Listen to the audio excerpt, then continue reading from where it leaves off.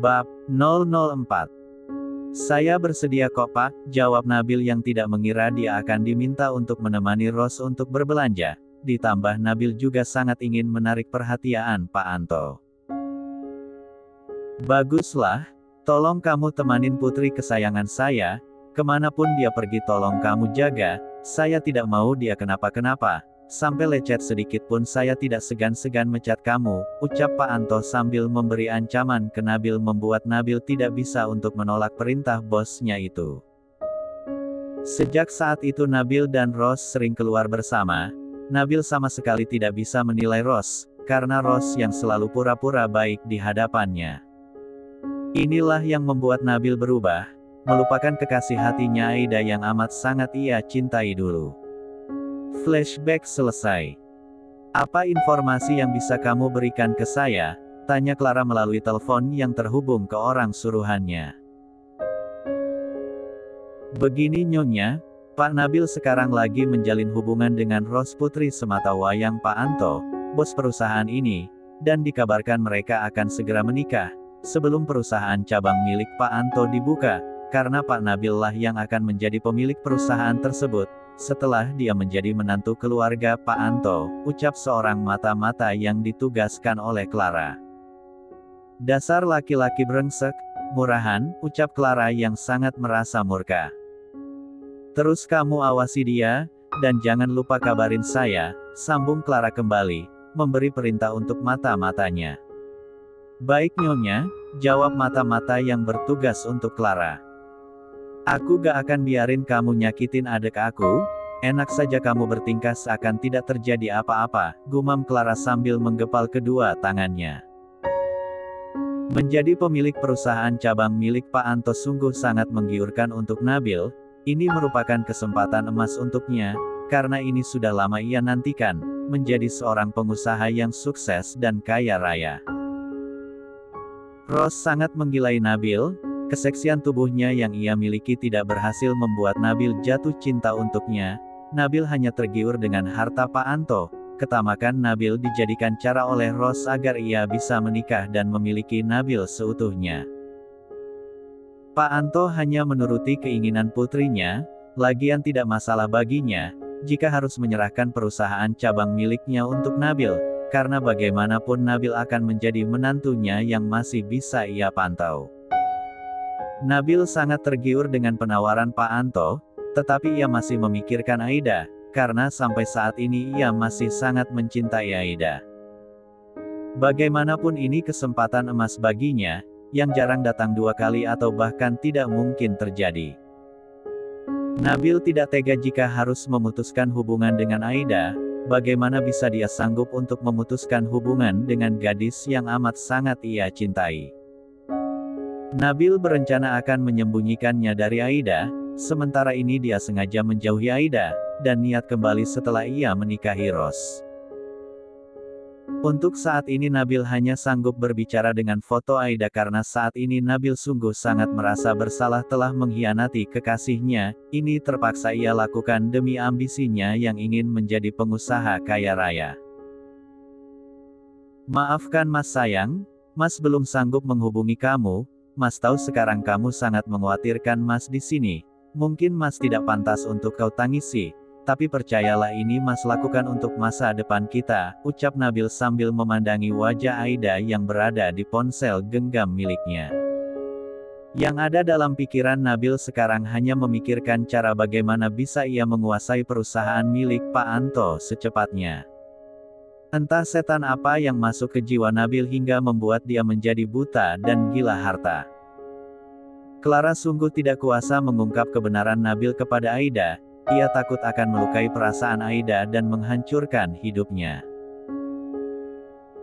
Bagaimanapun aku harus memberitahu Aida, aku gak mau dia tersiksa semakin lama, menunggu orang yang udah jelas-jelas membuang dia, tapi bagaimana caranya? Aku takut Aida tidak bisa menerima kenyataan pahit ini.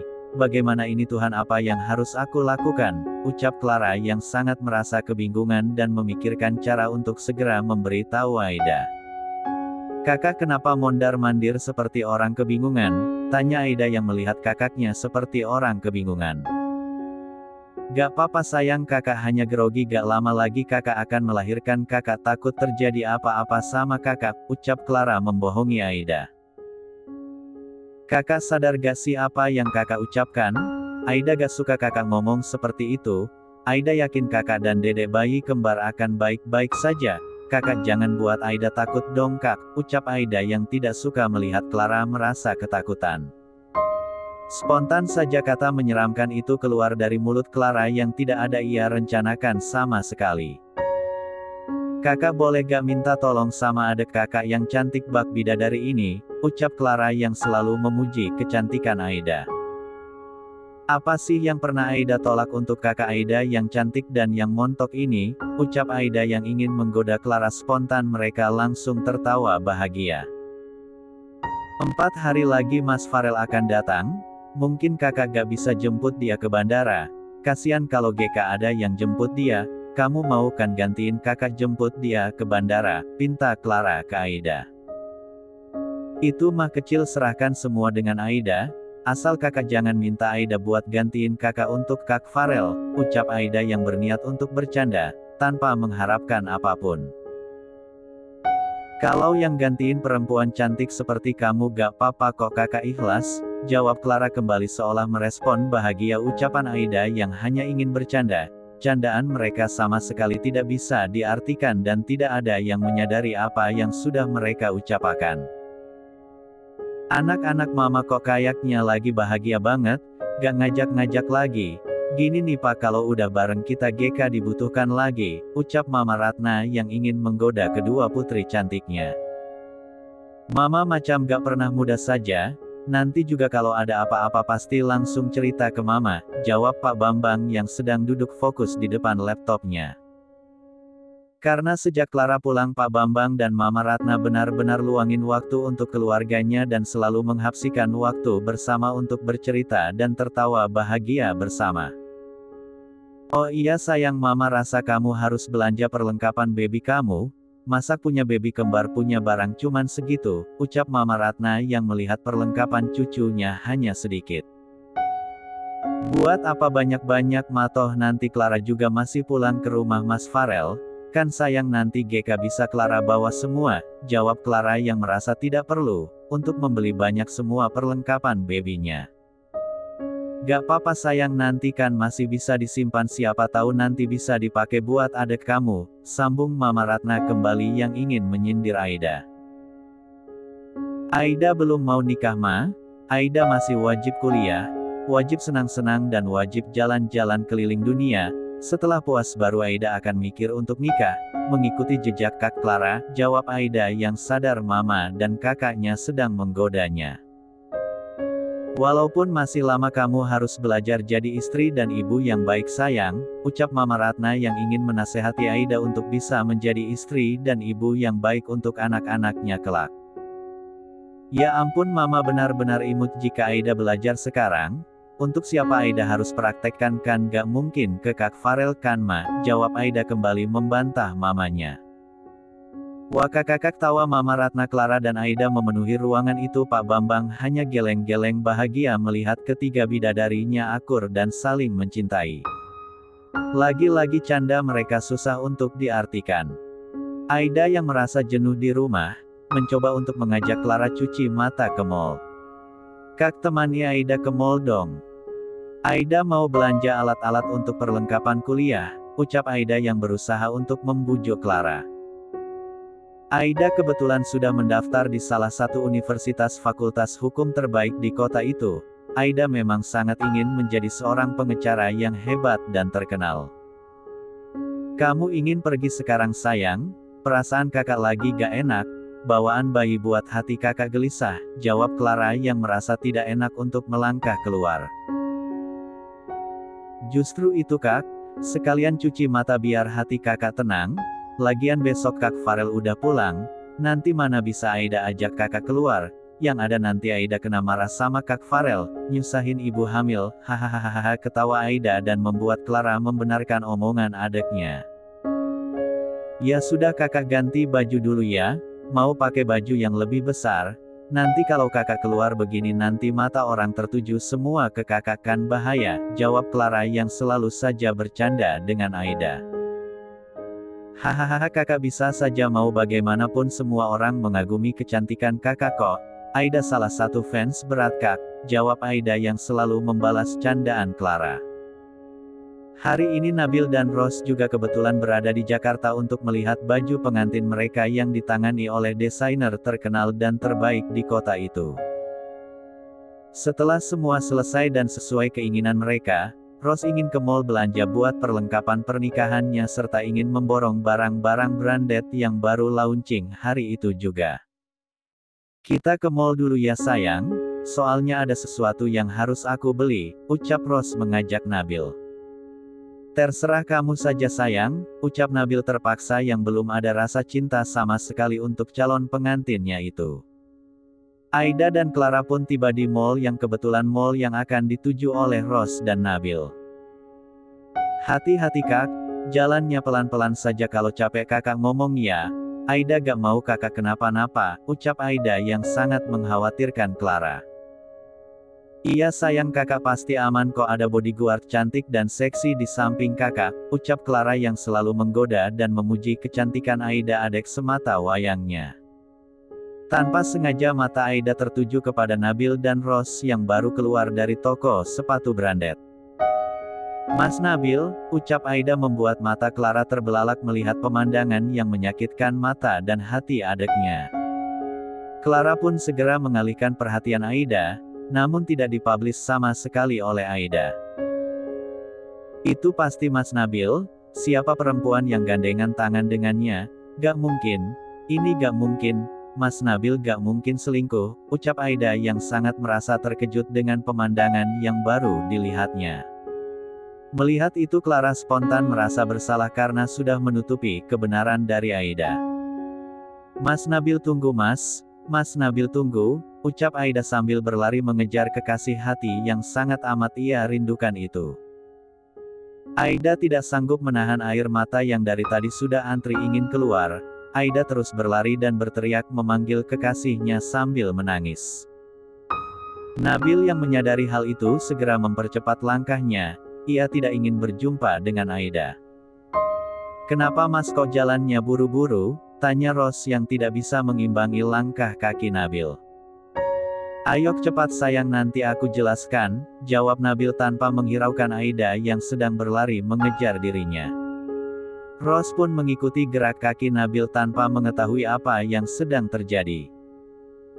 Tanpa Aida sadari Clara juga ikut berlari mengejar dirinya, karena Clara bisa membayangkan betapa hancurnya hati adiknya itu sekarang juga. Aida, tunggu kakak, Iren, teriak Clara sambil berlari mengejar Aida. Aida sama sekali tidak memperdulikan jeritan Clara, yang ada dalam pikirannya bagaimana bisa ia mengejar Nabil dan mendengar penjelas kekasih hatinya yang sudah tega mengkhianati dirinya. Semakin Aida mempercepat langkahnya, semakin Clara juga mempercepat langkahnya, hingga hal naas pun menghampiri Clara dan spontan memberhentikan langkah Aida. Jantung Aida seakan berhenti berdetak, melihat kakaknya sudah terbaring tidak berdaya, bergelumur darah yang membuat dia hampir pingsan dan teriak histeris. Kakak, kakak, ucap Aida sambil berlari menghampir tubuh kakaknya yang terbaring lemah sekarat tidak berdaya. Kakak bangun kakak buka mata kakak gak boleh tidur, buka mata kakak, maafin Aida kak bangun kakak maafin Aida kak. Ucap Aida dengan tangis semakin menjadi karena ia merasa ini semua kesalahannya. Tolong kakak, Hicks, tolong panggilkan ambulan tolong, teriak Aida, meminta pertolongan. Saat mengejar Aida, Clara tidak memperhatikan lantai basah yang baru selesai dipel oleh mall tersebut. Hal naas pun menghampirinya, Clara terpleset hingga jatuh berguling dari atas tangga ke bawah. Ambulans pun segera tiba di mall tersebut. Aida yang sudah berada di dalam ambulans menelpon Mama Ratna. Mama, Kak Clara ma, Hicks, ucap Aida dengan tangis yang sudah tidak bisa ia hentikan. Halo Aida Kak Clara kenapa sayang? Kamu tenak dulu, Kamu di mana dan apa yang terjadi sayang? Tanya Mama Ratna yang sangat khawatir mendengar tangisan Aida. Kak Clara kecelakaan Ma, sekarang mau ke rumah sakit, jawab Aida spontan membuat jantung Mama Ratna serasa mau copot, tanpa disadari HP terjatuh dari tangannya. Kenapa Ma? Aida baik-baik aja kan? Tanya Pak Bambang yang menyaksikan istrinya. Papa, tangis Mama Ratna di pelukan Papa Bambang. Kenapa Ma? Ada masalah apa? Tanya Pak Bambang yang semakin penasaran. Clara kecelakaan Pak, jawab Mama Ratna dengan suara yang sangat menyakitkan. Apa? Ucap Pak Bambang yang sangat merasa terkejut dan spontan langsung terduduk dan merasa syok mendengar berita buruk dari putrinya. Papa dan Mama Aida segera menuju ke rumah sakit. Aida juga sudah menghubungi Farel. Betapa terkejutnya hati Farel mendengar kabar istrinya diambang kematian. Farel pun langsung menyuruh sekretarisnya untuk mencarikan tiket saat itu juga. Entah sial apa yang menghampiri Farel, semua penerbangan siang itu juga sudah full, terpaksa dia harus menunggu keberangkatan nanti malam. Semua perasaan dirasakan Farel menjadi satu, hanya berdoa yang bisa ia lakukan saat itu juga. Bagaimana keadaan kakakmu sayang? Tanya Mama Ratna yang baru tiba di rumah sakit. Mama, ucap Aida sambil memeluk dan menangis sejadi-jadinya dalam pelukan papa dan mamanya. Ini semua salah Aida Ma, maafin Aida Ma Pa, ini semua salah Aida, hiks, ucap Aida yang tidak bisa berhenti untuk menyalahkan diri. Kenapa ini bisa terjadi sayang? Tanya Papa Bambang yang hatinya sangat hancur melihat keadaan putrinya. Aida pun menceritakan kejadian yang menimpanya dan kakaknya. Spontan membuat Papa Bambang emosi dan mengepal kedua tangannya. Udah sayang, jangan menangis dan berhenti nyalahin diri kamu sendiri. Apapun yang terjadi ini bukan salah kamu, ucap Pak Bambang melindungi Aida. Ia tidak ingin melihat Aida tersiksa dan stres karena merasa bersalah. Setelah 1 jam Clara segera dibawa ke ruang operasi. Karena keadaannya yang benar-benar sangat kritis. Bagaimana keadaan putri saya dokter? Tanya Pak Bambang yang menyembunyikan perasaan luka di matanya. Saya tidak bisa menjamin apa-apa Pak. Keadaan putri Bapak benar-benar sangat kritis, saya akan berjuang semampu saya. Jangan lupa doakan yang terbaik buat putri Bapak. Saya pamit dulu, jawab dokter yang sedang menangani Clara. Spontan tangisan Mama Ratna dan Aida membuat Papa Bambang tidak bisa melakukan apa-apa. Aida pun teringat janjinya ke kakaknya bahwa apapun terjadi akan menjemput Farel suaminya. Pa, Ma, Aida pamit ke bandara dulu. Aida sudah janji akan jemput Kak Farel. Tolong kabarin Aida kalau terjadi apa-apa ke Kak Clara, ucap Aida permisi untuk menjemput Farel. Iya sayang. Hati-hati dan jangan mikir yang aneh-aneh, jawab Mama Ratna yang sangat mencemaskan Aida. Ia tahu Aida akan selalu menyalahkan diri sendiri atas kejadian yang menimpa kakaknya. Aida pun segera bergegas berangkat ke bandara diantar oleh Pak Arif, supir pribadi Aida.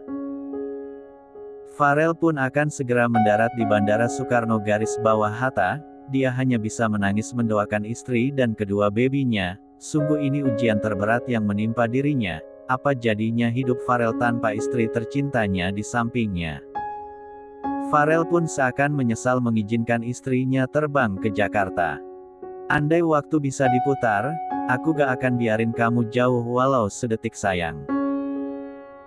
Kumohon bertahan untukku, untuk anak kita, dan untuk semua yang menyayangimu, ucap Farel yang masih berada di atas awan dan sangat mengharapkan Clara bisa selamat dari maut.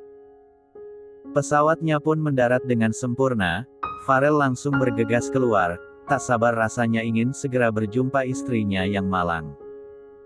Seandainya dia bisa melompat sudah dia lakukan agar dia bisa cepat sampai berjumpa istrinya.